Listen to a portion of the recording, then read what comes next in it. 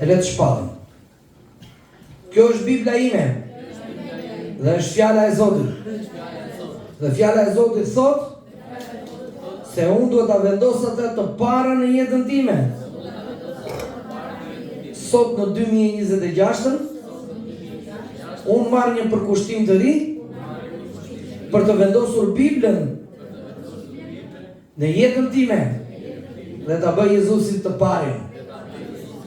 Në emrin e Jezusit. Amen. Haleluja. Lavdi Zotit. Sot është shërbesa e parë e vitit 2026 edhe unë dua që t'ju bekoj juve në emrin e Zotit Jezu Krisht. Unë shpall bekimin e Perëndis për çdo ditë të këtij viti. Për çdo njërin prej nesh. Kisha jeta e re do të jetë e bekuar. Dhe unë e filloj këtë vit me një përkushtim të ri, me bekimin nga fjala e Zotit. Fjala e Zotit thotë në Numrat kapitulli 6, vargu 24 dhe 26.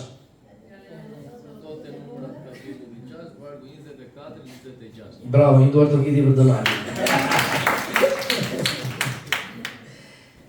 Zoti të bekoj dhe të ruaj.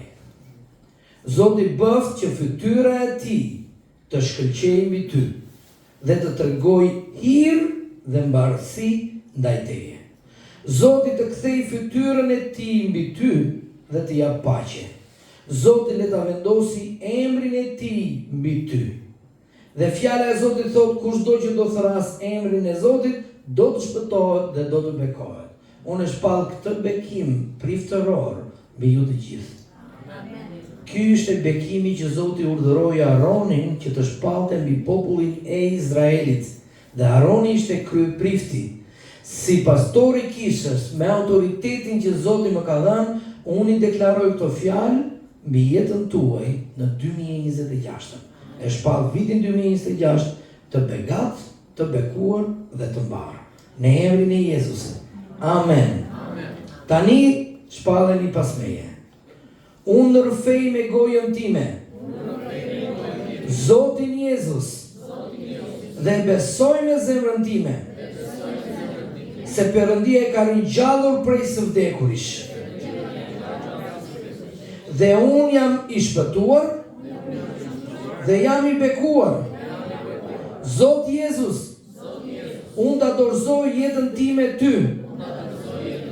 Nga kjo ditë e tutje, unë jam i yti. Unë të pranoj ty dhe të shpall ty si Zotin tim dhe si shpëtimtarin tim. Unë e them me besim në zemrën time dhe rrëfej me gojën time, duke ju bindur fjalës së Perëndis. Zot Jezus, manifesto lavdin tënde, vendose dorën tënde mbi mua, më përdor mua në 2026 për ungjillin tënd. Zgjero kufijtë e mi në çdo drejtim të jetës time. Në emrin e Zotit Jezu Krisht unë shpall se unë jam i bekuar, i shpëtuar, i shpenguar, i falur, i begatuar, i talentuar. Unë jam krijues, unë jam i disiplinuar, i përqendruar, i sigurt, i përgatitur, i kualifikuar dhe i motivuar. Unë jam i vlefshëm, unë jam i lirë, unë jam i vendosur, unë jam i pajisur, unë jam i fuqizuar, jam i vajosur, jam i pranuar dhe jam i aprovuar, sepse unë jam fëmijë i Perëndis. Unë jam fitimtar në Jezu Krishtin dhe jam trashëgimtar i mbretërisë së Perëndis. Unë mund të bëj gjithçka me anë të Krishtit që më forcon. Gëzimi i Zotit është forca ime. Në emrin Jezus. Amen. Haleluja. Lavdi Zotit. Tema për sot, për ata që mbajnë shënim, është ec me Perëndin. Dhe ndërsa ne po adhuronim në dhjetor, Zoti përmes frymës së Perëndis më foli, ecni me mua. Zanafilla kapitulli 5, vargu 22, fjala e Zotit thotë: Mas lindjes së Metuselaut, Enoku eci me Perëndin 300 vjet. Sa vite? 300 vjet. Enoku eci çdo ditë me Perëndin. Mund të kesh thënë që shiko pastor, unë kam ecur me Zotin për 20 vite. Unë kam ecur me Zotin në 2025 ditë për ditë. Por shiko, duhet të merrem çik me veten. Duhet të jap çik më shumë kohë vetes. Kjo është gabim. Mos u merr me veten. Merru me Zotin dhe Zoti do merret me veten tënde. Dhe kjo është më mirë akoma. Zoti do kujdeset për ty. Enoku eci 300 vite me Perëndin. Dhe pastaj çfarë ndodhi? Fjala e Zotit thotë, ai pati bi dhe bija. Vargu 24 e përsërit dhe thotë, Enoku eci me Perëndin, por nuk u gjet më. Ne e dim se Bibla na shpjegon, nëse do lexojmë Biblën, që Perëndia e mori me vete Enokun në qiell, iku i gjallë. Enoku është nga njerëzit që nuk pa vdekje me sy. Gjithashtu kemi një tjetër person që quhet Elia. Edhe ai eci me Perëndin, dhe këta njerëz kur ecën ditë për ditë me Zotin, Zoti u shfaq në jetën e tyre, Zoti u tregua atyre, Zoti i dha mesazhe atyre, dhe po të lexojmë bijt e Enokut, kanë emra që ai që do shikoj gjykimin e Zotit, ai që do shikoj premtimin e Zotit. Dhe po ti lexojmë në një moment tjetër, në një predikim tjetër, do të merremi dhe me emrat e tyre. Çfarë kuptimi kanë emrat? Të gjithë kanë mesazhin që të çojnë ku? Tek Jezu Krishti. Të çonin te përmbytja e Noeut, dhe Enoku ishte gjyshi i Noeut. Dhe tani duhet kuptojmë që ky njeri eci me Zotin. Dhe Zoti e bekoi atë, por bekoi dhe bijt dhe bijat e tij. Tani ec me Zotin, çfarë do të thotë? Do të thotë që ne jetojmë dhe ecim bashkë me të. Të kemi bashkësi me Atin, me Birin dhe me Frymën e Shenjtë. Thoni njëri tjetrit, ki bashkësi me Zotin. Ki bashkësi me Trinitetin. Me Atin, me Birin dhe me Frymën e Shenjtë. Ne duhet ta kuptojmë të kemi një zbulesë që Perëndia është Ati ynë. Dhe që ai na do, dhe që ai është për ne dhe nuk është kundër nesh. Shumë religione e parashtrojnë Perëndin si një burr plak me rroba të bardha, me një shkop në dorë. E parashtrojnë Perëndin ose prezantojnë Perëndin si një atë të rrept dhe të egër, por në fakt nuk është kështu. Ne duhet të dimë si është Ati Perëndi. Dhe ku e gjejmë këtë? E gjejmë në dy gjëra, duke lexuar Biblën dhe duke u lutur dhe duke pasur bashkësime të, duke i folur atij dhe ai duke na folur ne. Me Noemin ne kemi filluar të studiojmë, një ditë ajo po më pyeste, o basi e dëgjon ti zërin e Zotit? Një pyetje shumë e mirë, por që kërkon një studim shumë të madh. Edhe jemi duke studiuar bashkë me Noemin si ta dëgjojmë zërin e Zotit. Edhe duke biseduar me Aidën, Aida i tha, dëgjoj, babi na i ka mësuar këto ne që në 96-ën. Edhe Noemi tha, po unë nuk isha në 96-ën dhe ka nevojë të di. Dhe unë po merrem me Noemin ta mësoj si të dëgjoj zërin e Zotit. Është shumë e rëndësishme që ne të mësojmë të dëgjojmë zërin e Atit Perëndi. Gjithashtu ne duhet kemi bashkësi me Birin. Kush është Biri? Biri është Jezusi dhe Jezusi është fjala e Perëndis. Bibla është Jezusi i shkruar. ne kemi nevojë që të bisedojmë me Jezusin. Dhe ne duhet të dimë që Jezusi është Perëndia me ne. Ne kemi bashkësi përmes gjakut të tij, përmes dashurisë, dhe ai është modeli që na tregoi se si duhet të kemi bashkësi me Atin. A doni të dini si ta keni bashkësi me Atin? Filloni dhe lexoni Ungjillit. Aty tregohet, ai është modeli kryesor. Dhe gjithashtu ne duhet të kemi bashkësi me frymën e shenjtë. Filloni dhe lexoni letrat e apostullit Paul. Sepse fryma e shenjtë është sot në tokë. Jezusi tha, unë do largohem, por një tjetër do vi dhe do qëndroj për jetë me ju.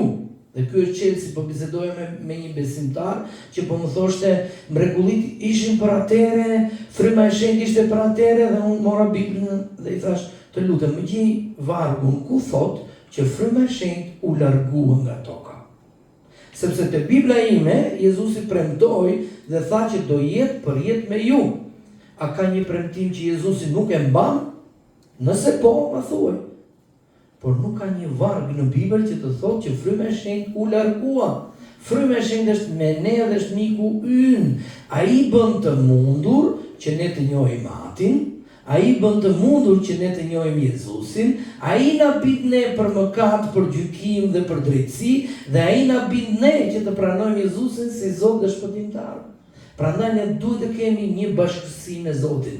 Dhe të ecësh me Zotin do të thotë të kesh bashkësi me Atin, me Birin dhe me frymën e shenjtë. 1 Korintasve kapitulli 1 vargu 9 fjala e Zotit na bën thirrje. Besnik është Perëndia, nga i cili jeni thirrur në bashkësinë e Birit të Tij, Jezus Krisht, Zoti ton. Jezusi është Zoti, por nuk është thjesht një Zot që ri atje larg. Është aq i madh që sundon gjithë botën, është i gjithë pushtetshëm, është i kudo ndodhur, por gjithashtu është aq i vogël sa banon në zemrat tona. Si e bën ai këtë? Punë e tij. Ne nuk mund ta kuptojmë dot, sepse është diçka mbi natyrore.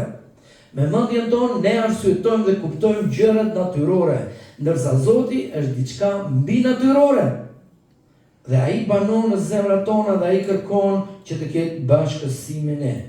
2 Korintasve 13 fjala e Zotit thot, hiri i Zotit ton Jezu Krishti, dashuria e Perëndis dhe bashkësia e frymës së shenjtë qofshin me ju të gjithë.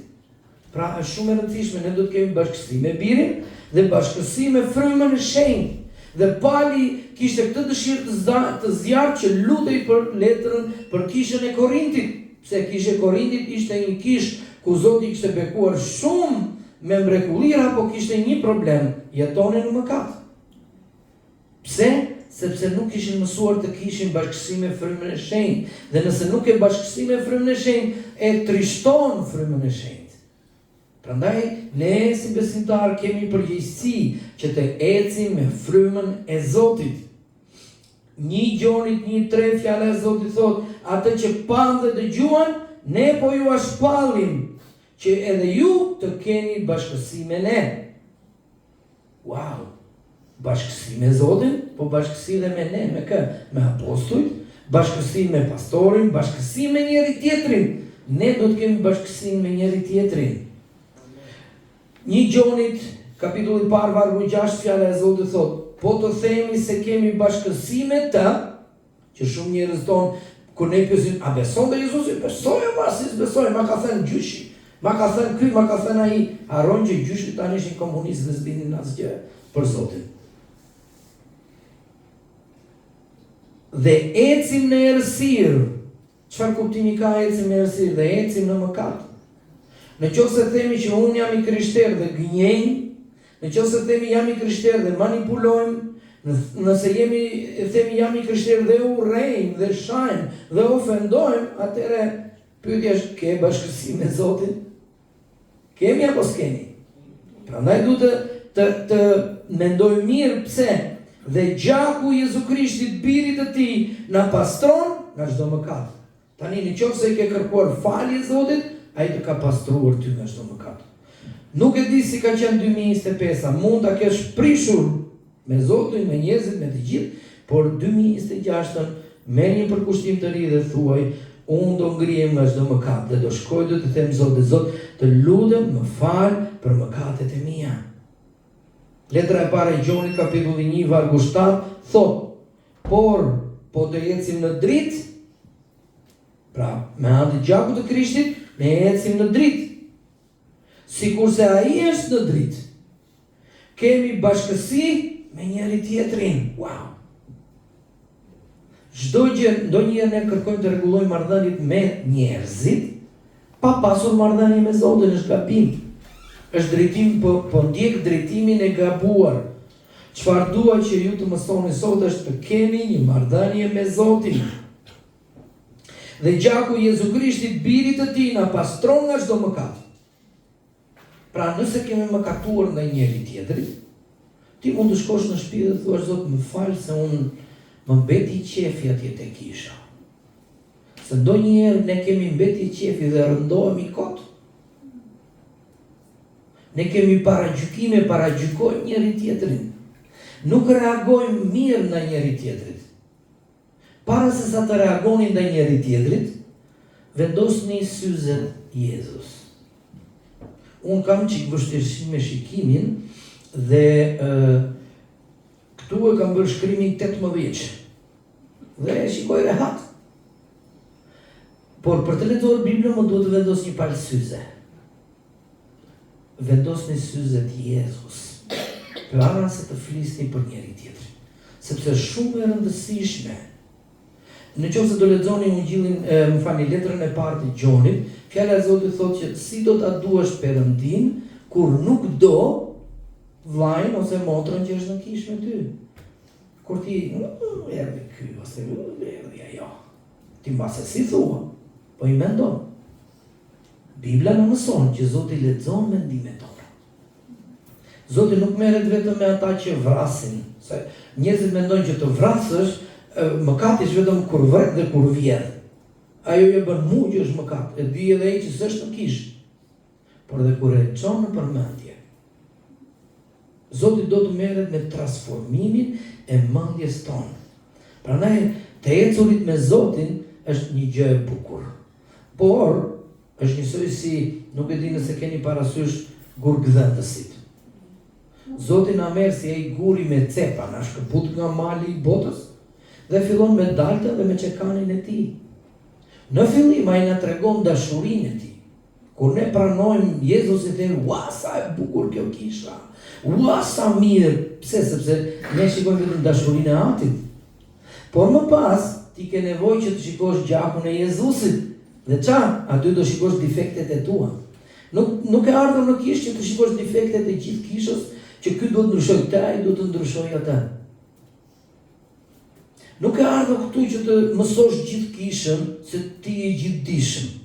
Jo, ke ardhur këtu që ti të ndryshosh karakterin tënd. Dhe më pas ti ke ardhur këtu që të kesh marrëdhënie me frymën e shenjtë. Dhe atëherë fryma e Zotit të mëson si duhet të jetosh. Ndonjëherë ndodhesh në udhkryq dhe ke vështirësi, ne kënduam në oqeane. Ndonjëherë ti ndodhesh det të trazuar. Dhe aty ti ke nevojë për përulje dhe kemi nevojë për njëri tjetrin. Mos thuaj që mua s'kam nevojë për atë. Ç'më duhet mua ai ose ajo? Nuk kam nevojë, jo, kemi nevojë për njëri tjetrin. Pse? Sepse të gjithë jemi blerë me gjakun e Jezusit. Të ecësh me Zotin do thotë të ecësh me unitet, po uniteti në ditët e sotme është bërë thjesht fjalë retorike që përsërisim si fjalë e bukur, por nuk është ashtu. Gjej ti kë të ecësh me Zotin. Pra, kemi dy lloj bashkësisë. Bashkësi me Perëndin, me Atin, me Birin, me frymën e shenjtë, përmes gjakut dhe dashurisë së Jezusit. Por gjithashtu, bashkësia e dytë që ne duhet të ecim dhe duhet jetojmë është të kemi bashkësi me njëri tjetrin, ta duam kishën e Zotit, të duam vëllezërit dhe motrat tona në kishë. Dashuria e Krishtit është lidhja e përsosmërisë. që në momentin që Adami dhe Eva mëkatuan, njerëzit nuk din të ndërtojnë. Ne duhet të mësojmë të ndërtojmë dashuri me njëri tjetrin, dhe po flas për dashurin agape. Sepse kjo është dashuri pa kushte. Ka një dashuri tjetër që quhet dashuria fileos, që është ne me njëri tjetrin. Kemi dashuri për maman, për nënën, për notën, për vllajën. Dhe po flasim për këtë lloj dashurie. Ka dhe një dashuri tjetër që është brenda martesës që quhet eros, që bota jashtë e ka ngatruar. Pse?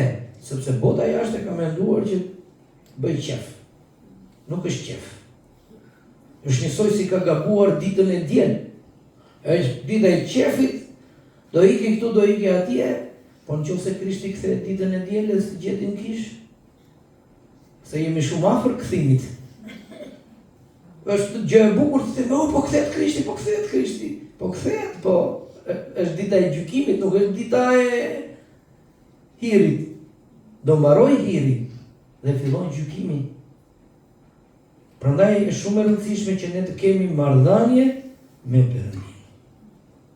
Që në krijim, në kopshtin e Edenit, ne shikojmë dëshirën e zjarrt të atë Perëndi për të shëtitur me njeriu, për të pasur shoqëri dhe bashkësi me Adamin dhe Evën. Kjo është arsye pse i krijoi Zoti. Dhe i krijoi ata si në shëmbëllimin e tij, asnjë krijesë tjetër nuk u krijua si Adami dhe Eva. Sido që ti t'jesh krijuar, ti je krijuar sipas shëmbëltyrës së Zotit. Besimi i vërtet nuk ka të bëjë me rritet apo rregullat, por ka të bëjë me marrëdhënien me Atin ton qellor. Dhe kjo është mënyra se si Jezusi na e prezantoi besimin e vërtet. Prandaj modeli kryesor që ne duhet të zgjedhim është Jezusi. Nuk janë aktorët, nuk janë modelet, nuk janë sportistët, nuk janë shtangistët, nuk e di ç'a lloj modeli ti mund të ndjekësh, do vishem si ky ose do vishem si ajo. Jo. Ti duhet të ndjekësh Jezusin. Ti duhet të jetosh si Jezusi. Zanafilla kapitulli 3 vargu 8, fjala e Zotit thot: pastaj dëgjuan zërin e Zotit Perëndi që shëtiste në kopsht në fllatin e ditës. Imagjino sa pamje bukur. Ishte flati i ditës, ishte freskët, në atë kohë nuk ishte as nxehtë dhe as ftohtë. Nuk ishte shi, nuk ishte dëbor. Një ves ngrihej dhe vadiste kopshtin e Edenit. Shumë e bukur. Kur ti del në vesën e mëngjesit, ndjen freskinë e mëngjesit. Ndjen diellin që shkëlqen. Dhe ja ku kemi Perëndin që del në një moment kaq të bukur, dhe çfarë po bën? Po kërkonte njeriu që kishte krijuar. Pse? Sepse donte që të kishte një shëtitje, donte që të kishte një takim. Dhe burri dhe gruaja e tij, të kujt? Të tij. I kujt jeti? Shpesh kur pyesim i kujt je, ne themi emrin e babait. Dhe nuk është gjë e keqe. Por në fakt ne jemi të Perëndis. Ç'është problemi sot me botën? Bota thotë, jo, unë jam i vetes, unë do bëj si ndoj qefi. Unë do jetoj si të ma shkrepi koka. Dhe pastaj ne shikojmë që vrasin, se normalisht mësohen që të jetojnë duke plotësuar dëshirat e tyre egoiste, edhe nxehen pastaj në lokal, tak, pistoletën në kokë. Hajde shëndet. Po jo, nuk është kjo mënyra pse Zoti na krijoi. Zoti na krijoi që ne të kemi bashkësi me Atin, me Birin dhe me Frymën e Shenjtë. Çfarë thot fjala e Zotit? Ata u fshen nga prania e Zotit Perëndi midis pemëve të kopshtit. Ku mund të fshihesh dot Zotit? Nuk i fshihesh dot Zotit. Ca njerëz ndërtojnë mure, edhe këto mure ndonjëherë duken si njerëz perfekt. Edhe ne çuditemi ndonjëherë që, ua, po duket shumë perfekt ajo, ose ai duket shumë perfekt. Por Zoti të njeh kush i brenda. Dhe ajo që dua të them në këtë vit nise si Davidi që tha, më heto Perëndi dhe më njif Shpesherë unë them Zot, nëse ka rrugë të shtremta që unë po ndjek, të lutem në drejto.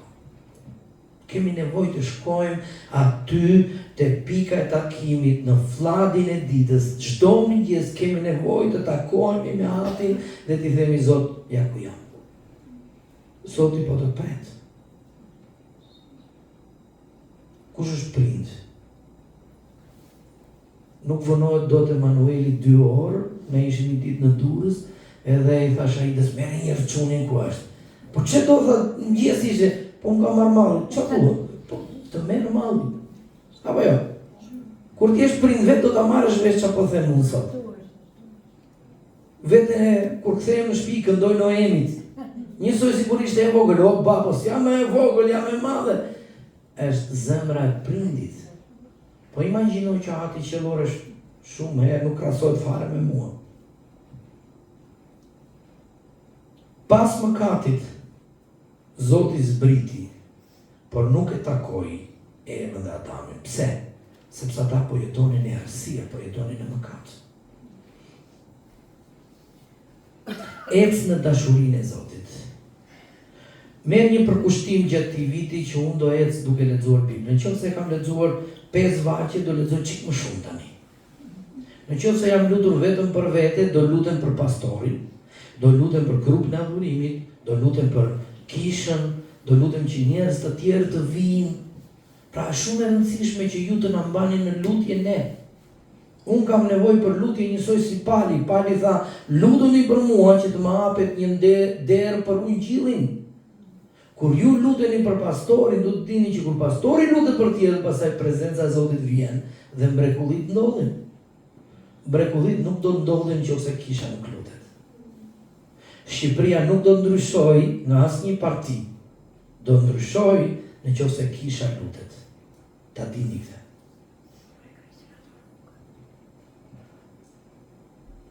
Çfarë të pengon për t'ju afruar më shumë Atit qellor? Pra, bëj vetes këtë pyetje. Dhe kur të shkosh në shtëpi, mendo. Jezusi e la qiellin dhe erdhi për të na afruar ne me Atin. Për të rikuperuar marrëdhënien tonë, jo thjesht të na falë nga mëkati dhe të na lejë prapë në mëkat. Po për të rikuperuar, për të restauruar marrëdhënien tonë me Atin. Për të na çuar ne prapë në Eden. Dhe Jezusi quhet Adami i dytë. Dhe ai na futi prapë në Eden. Adami i parë na nxori nga ky vend takimi. Jezusi erdhi dhe na rifuti. Prandaj askush tjetër që pretendon se drejton një fe është shpëtimtari. Nuk është i vërteti. Vetëm Jezusi është rruga e vërtetë. Pse? Se Jezusi na rifuti përsëri. Ndërsa ai ka lënë qiellin, çfarë duhet të lë unë? Çfarë duhet të lësh ti për Zotin? Çfarë të pengon për t'u afruar më shumë me Atin qellor? Respektoje ditën e Zotit për të ardhur në kishë. Një nga ligjet të 10 urdhërimet është respekto ditën e Zotit. Për të ardhur në takimin e lutjes, për të ardhur në studimin e grupeve të vogla qelizore, respektoje leximin e Biblës të përditshëm dhe lutjen e përditshme. Ti ke nevojë, mund të ngrihesh sido që mund të ngrihesh. Sido që mund të ngrihem unë nga gjumi, nuk ngrihem gjithmonë pozitiv. Por unë çohem dhe them, kjo është dita që Zoti ka krijuar, unë do bekohem dhe do gëzohem. Dhe unë kam marrëdhënie me Zotin. Dhe pastaj çdo gjë fillon dhe ndryshon. Kur ti ecën me Zotin, pengesat që kanë dalë përpara teje ndalojnë. Lumi Jordan ishte kthyer në një pengesë për popullin e Zotit. Para se sa ata të hynin në tokën e premtuar. Por Zoti bëri një mrekulli. Ai ndali lumin dhe ndau në 2 pjesë. Dhe ata kaluan shumë kollaj. Pengesa që kishte dalë para tyre u nda. Pse e ndali Zoti Jordanin? Nëse ne lexojmë te Josueu kapitulli 3, ne shikojmë se ndërsa këmbët e priftërinjve prekën ujin, lumi u ndal. Lumi Jordan ishte një lum që në atë kohë, në kohën e korjeve, fryej, dilte nga shtrati i tij dhe ishte një lum i tërbuar dhe i rrezikshëm. Pra nuk ishte e lehtë që ta kaloje. Ti mund të jesh duke u përballur me një lum të tërbuar, me një lum të rrezikshëm, e ndërsa ti rri aty te bregu dhe e shikon, ai më shumë rritet edhe rritet. Edhe populli Izraelit kjo po i ndodhte, ata ishin te bregu, po shikonin, si do e bëjmë, lumi ngrihej lart. Patëm ca përmbytjene. Edhe nëse ti do risha në lumi dhe kur jeton në Berat, ne gjithmonë shkonim atje te ura dhe shikonim ç'a niveli u ngrit. U ngrit dhe ndonjëherë kalonte urën dhe fillon të përmbyste. E ndërsa ata po qëndronin në këtë pikë, Zoti i urdhëron. Ecni në lum. Imagjinon dot që kur lumi është i rrëmbyshëm, nuk është e lehtë të notosh në lum. Shumë njerëz janë mbytur në lum për shkak të rrëmbimit. Është shumë i fuqishëm të merr me vete. Dhe ne themi që kush e mëson notin në lum, deti është diçka e lehtë fare. Pse? Sepse në lum ti duhet të përplasësh këmbë me duar fort që të dalësh nga rëmbesa. Por, vini re, ujrat u ndalën, ndërsa ata qëndronin te bregu. Ndërsa këmbë atyre shkeli tek ujrat, lumi u ndali. Rruga u hap vetëm kur këmbët e tyre shkelën mbi lum. Ti mund të kesh ëndra që të duken shumë të mëdha për të realizuar. Ajo që Zoti do të bëjë në jetën tënde do të jetë e jashtëzakonshme, njësoj si lumi. Por Zoti i tha atyre ec përpara. Shumë mrekulli, shumë bekime nuk vijnë derisa ti hedh hapin për të ecur përpara në lum. Prandaj sot unë duhet të them, në 2026 merr besim, merr zemër, merr guxim për të ecur përpara. Dhe kjo nuk është thjesht një histori e bukur guximi, por ne duhet të nxjerrim mësime që unë do ec mbi ujërat e kësaj bote. Dhe rruga do hapet. Zoti do të vendos në situata që janë për te imagjinatës tënde. Ti do mund të shohësh favorin e fuqishëm të Zotit që po vjen. Përgatitu për bekime, përgatitu për begati, përgatitu për sukses, për lidhje hyjnore. Zoti do sjellë njeriu e dur në rrugën tënde.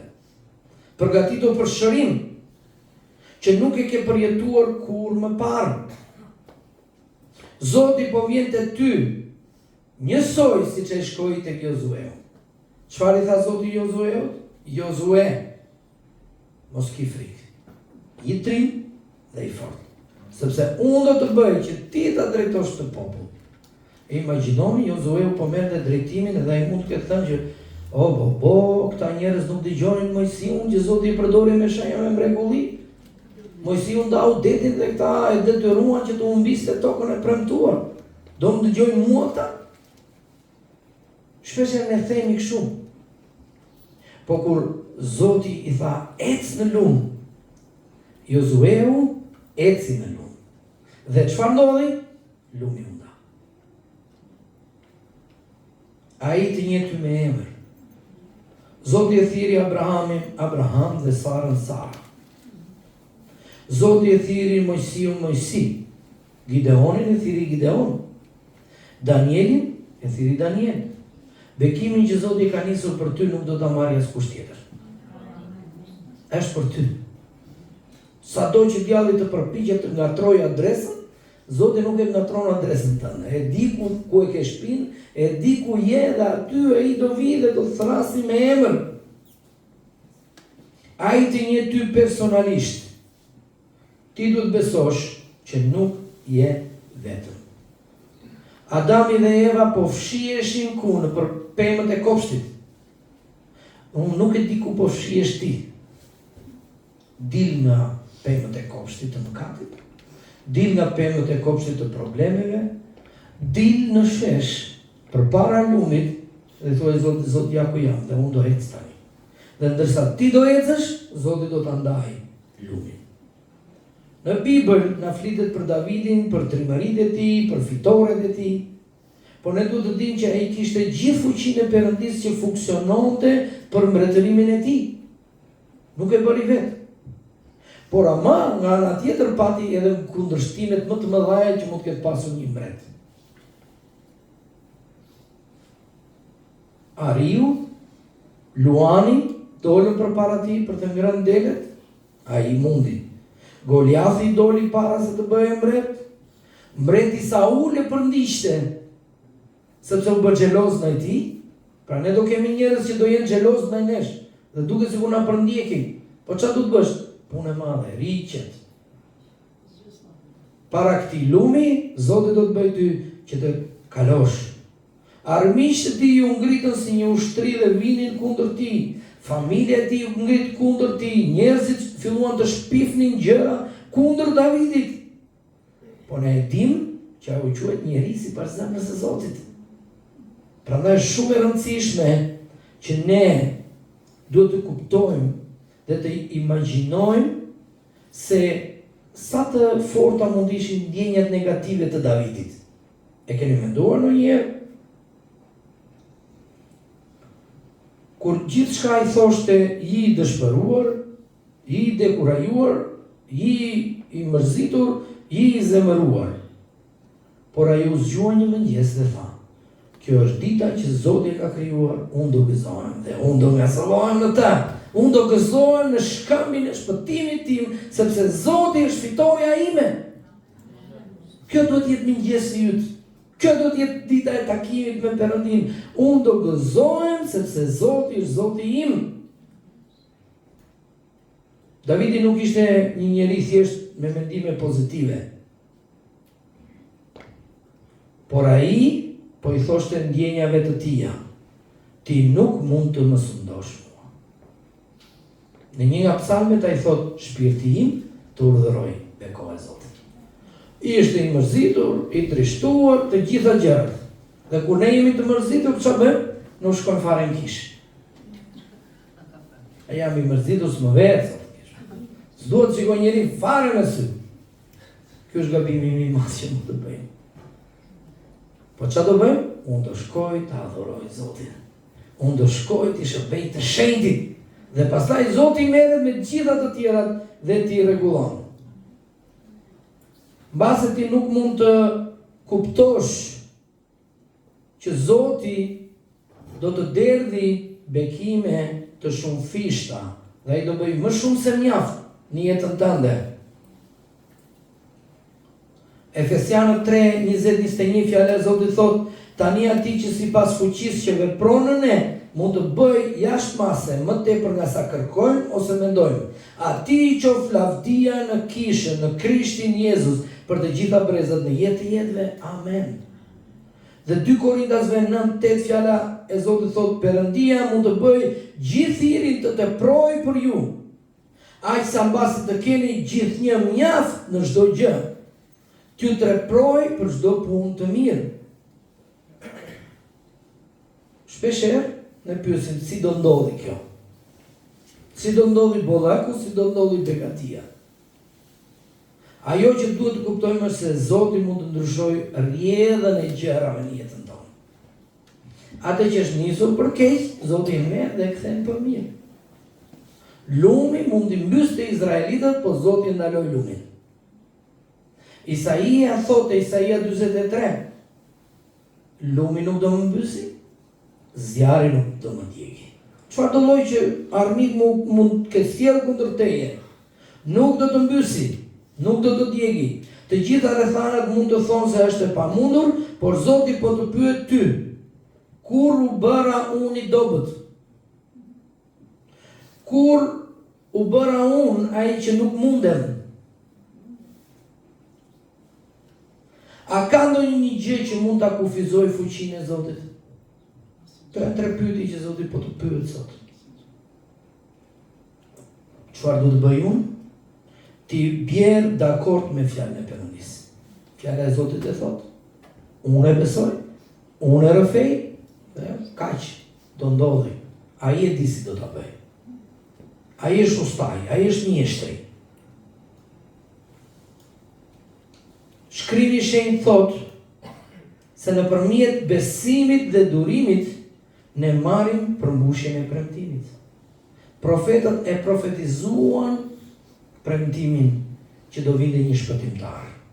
Ti mbasi mund të kesh marrë një fjalë që do ndodhi kjo gjë në jetën tënde. Por ke nevojë për durim, për të pritur përmbushjen e premtimit. E thash dhe në fillim që Jezusi është modeli ynë dhe ne duhet të mësojmë dhe të ecim njësoj si ai. Ndonjëherë premtimi i Perëndis realizohet shpejt, por ndonjëherë ka nevojë për kohë. Mjafton që në këto kohë pritje ne të qëndrojmë besnik ndaj Perëndis dhe të tregojmë se i besojmë atij në çdo periudhë të pritjes. Vazhdoni të nderoni Perëndin me jetën tuaj, edhe kur të tjerët bëjnë kompromis. Kur të gjithë të tjerët jetojnë në mëkat, duke drejtuar sipas frymës së kësaj bote, dhe Bibla thotë që këta janë bijtë mosbindjes, që jetojnë në errësirën e kësaj bote të fëlliqur me mëkati, ti zgjidh të jetosh në shenjtëri. Pse? Se Zoti thotë, jini të shenjtë sepse unë jam i shenjtë. Kjo botë kërkon për heronj, kërkon për modele, por ti zgjidh Jezusin si modelin tënd. Jeto si Jezusi. Mos jeto si këta influencerët e rrjeteve sociale. Mos jeto si artistët. Mos jeto si Big Brotheri. Jeto si Zoti do që ti të jetosh. Mos kërko famë. Një nga problemet që njerëzit kanë sot është duan të jenë të famshëm. Mos kërko paran, mos e vendos paran të parën në jetën tënde. Por shqetësimi ynë duhet jetë, unë duhet të kënaq Perëndin. Në këtë pikë, ai do të kujdeset për ty. Ai është një atë i mirë dhe di si të kujdeset për fëmijët e tij, tha Jezusi. Ai di si të marrë ty dhe të bëjë një fitimtar. Ai e di si ti duhet të kalosh pengesat e tua. Ai e di se si ti duhet të thyesh prangat e tua. Prandaj mos u dorëzo për para sulmeve të kësaj bote. Nëse po përballesh me vështirësi, me probleme apo me simptoma, dorëzoju Zotit. Qëndroj pa lëkundur në besim, sepse ajo që Perëndia ka premtuar do të përmbushet. Koha e pritjes nuk është humbje, por është përgatitje. Dita e fitores po vjen dhe askush nuk mund të ndalë atë që Perëndia ka vendosur për ty. Bëj një përkushtim të ri sot. Afro më shumë me Zotin. Filloje nga e para nëse duhet ta fillosh. Le të mbyllim syt. Edhe le të lutemi. Zoti Jezus, unë vi përpara teje në të shenjtë. Unë falenderoj Zot për vëllezërin e motrat e mia. Edhe unë lutem frym me Zotit që ti do na zbulosh se ne kemi nevojë të kemi bashkësi me ty. Ne kemi nevojë të kemi bashkësi me Atin, me Birin dhe me frymën e shenjtë. Zot, unë lutem që në këtë vit ne sikisht të marrim një përkushtim të rizë. Unë lutem Zot që ne do të kemi bashkësi dhe me njëri tjetrin, Zot. Unë lutem që në këtë vit, Zot, ne do ta duam më shumë njëri tjetrin, Zot. Edhe lutem Zot që ne do të thyejmë çdo gjykim, çdo paragjykim për njëri tjetrin. Çdo lëndim, çdo fjalë që mund të kemi thënë, e zhvlerësojmë me zero në emër të Jezusit. Dhe unë lutem Zot për marrëdhënie të dashura, të pastra, të sinqerta. Unë lutem sot Zot që bekimet e tua të terdhen Zot dhe lutem në emrin e Jezusit që Jordani do të ndalet. Dhe lutem që ne sikisht do të hyjmë në këtë lumë. Edhe ne do ta ndalim lumin e problemeve dhe ne do të kalojmë në tokë të thatë. Jezus ne falenderojmë që ti je ura, ti je rruga dhe ne duam të ndjekim rrugën tënde. Zotë, lutem që kisha jonë të ketë model vetëm ty, Zot. Shkatro çdo lloj modeli që mund të kemi krijuar, Zot. Çdo lloj njeriu, famën, çdo lloj modeli paraje, në emrin të shenjtë, Zot, unë lutem sot që ne do të ndjekim vetëm ty, Zot. Në emrin e Jezus. Amen. Haleluja. Lavdi Zotit.